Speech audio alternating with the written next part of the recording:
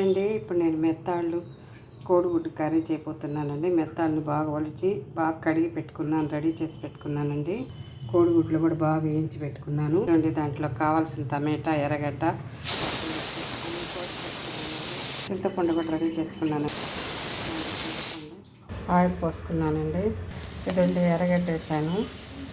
ఎర్రగడ్డ వేగిపోయిందండి. కరివేపాకు వేసానండి. ఇది కూడా వేగిపోయిందండి. టమాటాలు వేస్తానండి.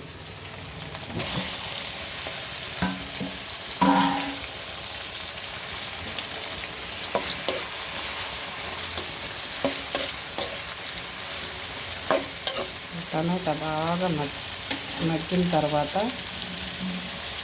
మెత్తాళ్ళు ఎత్తేస్తానండి. టమాటాలు బాగా మగ్గిపోయినాయండి. మెత్తాళ్ళు ఎత్తి తిట్లు వేసేస్తానండి.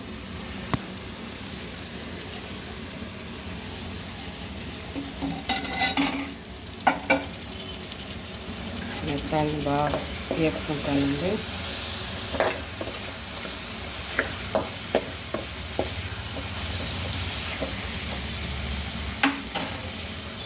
ఇదండి చింతపండు రసాన్ని పోస్తానండి.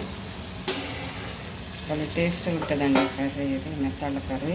ఇదండి ఇది దబర్లోకి మార్చుకుంటానండి. ఇదండి దబర్లోకి మార్చుకున్నాను.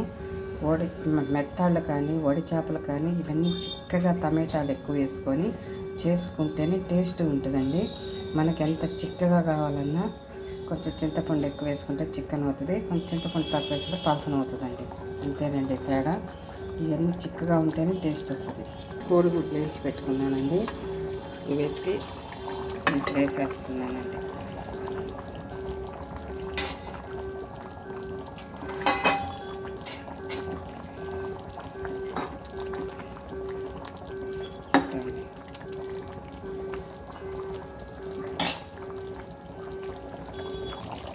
చూడండి ఎట్లా ఉడుకుతుందో కూర. చిక్కపడిపోతుంది కదండి. అప్పుడు పొడేసేస్తానండి. చూడండి పొడేస్తే సూపర్ టేస్ట్ వస్తుందండి.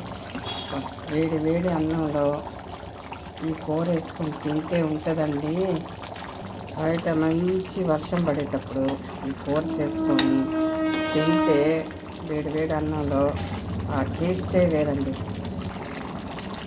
ఇవ్వండి నాది యూట్యూబ్ ఛానల్ చూసేవాళ్ళు లైక్లు ఎక్కువ చేసేయండి. లైక్లు ఇవ్వండి, సపోర్ట్ కూడా ఇవ్వండి. మీ సపోర్టు ఇదండి. కూర రెడీ అయిపోయిందండి. దీంట్లో కొత్తిమీర వేసి దించేస్తున్నానండి.